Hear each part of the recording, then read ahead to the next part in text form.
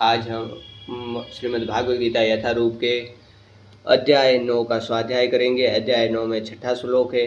आज हमारे मुंबा देवी माता जी की 14 माँ मोमाई को दोपहर अर्पित किया है और माँ मोमाई का दिन है आज 14 है।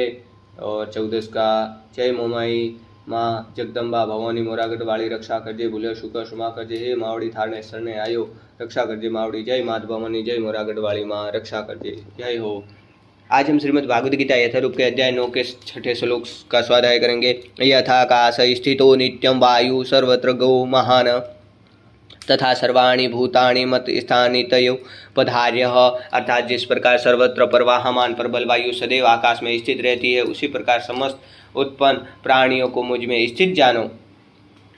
सर्वभूतानि कौन्तेय प्रकृतिं यान्ति मामिकां कल्पक्ष्यः पुनस्तानि कल्पादौ विसृजामह्यम्।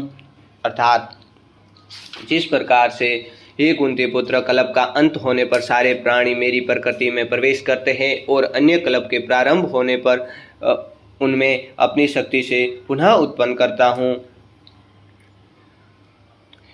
प्रकृतिं स्वाम्बष्टभय विसर्जामि पुनः पुनः भूतग्राममिमं कृतशनमवशं विकृतेर्वशात्। अर्थात संपूर्ण विराट जगत मेरे अधीन है। ये मेरी इच्छा से बारंबार स्वतः प्रकट होता रहता है और मेरी ही इच्छा से अंत में विनिष्ट होता है। न च मां तानि कर्माणि निबध्नन्ति धनंजय, उदासीन वदासीनमशक्तहं तेषु क्रमशु। अर्थात हे धनंजय, ये सारे कर्म मुझे नहीं बांध पाते। मैं उदासीन की भांति इन सारे भौतिक कर्मों से सदैव विरक्त रहता हूँ।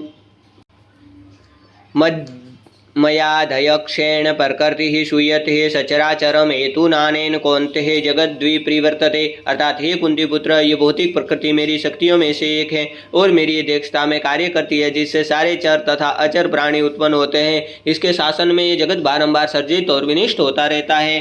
अब जानन्ति मां मूढ़ा मानुषितनुमाश्रितम प्रमह भावम जानन्तो मम भूत महेश्वरम। अर्थात जब मैं मनुष्य रूप में अवतरित होता हूँ तो मूर्ख मेरा उपहास करते हैं, वे मुझ परमेश्वर के दिव्य स्वभाव को नहीं जानते हैं। मेघाशा मोघ कर्मणो मोघ्य ज्ञानः विचेतसः राक्षसीम आसुरीम चैव प्रकृतिम मोहिनीम श्रिताः। जो लोग इस प्रकार मोहग्रस्त होते हुए आसुरी तथा नास्तिक विचारों के प्रति आकृष्ट रहते हैं, इस मोहग्रस्त अवस्था में उनकी मुक्ति आशा, उनके सकाम क्रम तथा ज्ञान का अनुशीलन सभी निष्फल है।